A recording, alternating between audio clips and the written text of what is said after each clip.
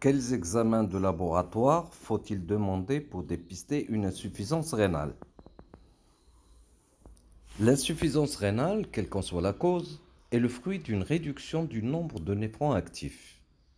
Elle se manifeste par une atteinte progressive, importante et définitive de la fonction rénale. Son dépistage se fait donc par l'exploration de la fonction rénale et aussi par la recherche des lésions rénales. Mesure de la fonction rénale. La créatinine seule n'est pas un paramètre suffisamment sensible pour dépister une insuffisance rénale chronique. Le débit de filtration glomérulaire est le meilleur paramètre de la fonction rénale. Celui-ci est estimé grâce à la formule MDRD. La masse musculaire, la consommation de viande, l'état d'hydratation, des variations diurnes, la centrifugation des échantillons sanguins et la méthode utilisée par le laboratoire sont des facteurs qui influencent la créatininémie. Il est recommandé de ne pas manger de viande au cours des 12 heures qui précèdent la mesure de la fonction rénale. Mesure de la protéinurie. La mesure de la protéinurie sur une récolte d'urine de 24 heures est souvent effectuée de façon incorrecte et donne des résultats erronés. Il vaut donc mieux demander une protéinurie sur un échantillon d'urine normal, de préférence matinale, c'est-à-dire la première miction matinale. Il faut tenir compte de la possibilité de faux positifs, par exemple suite à une infection.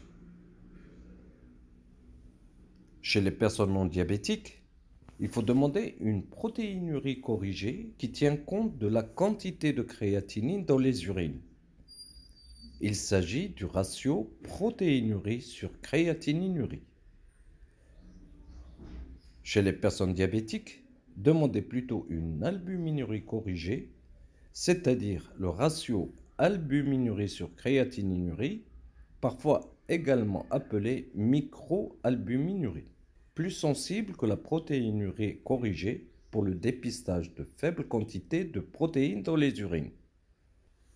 Il n'y a pas encore de consensus absolu à propos des valeurs de référence pour la microalbuminurie et la protéinurie. Retenez que toute quantité d'albumine ou de protéines dans les urines traduit la présence d'un problème.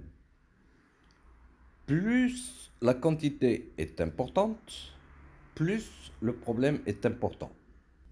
Les valeurs de référence sont toujours arbitraires.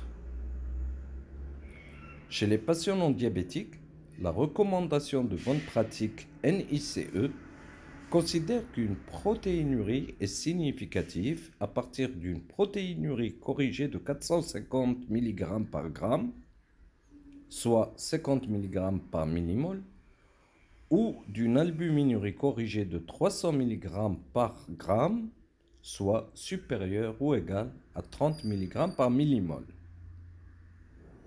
Chez les patients diabétiques, les valeurs de référence sont de 20 microgrammes par gramme, soit 2,5 mg par millimole chez l'homme, et de 30 mg par gramme, soit 3,5 mg par millimole chez la femme.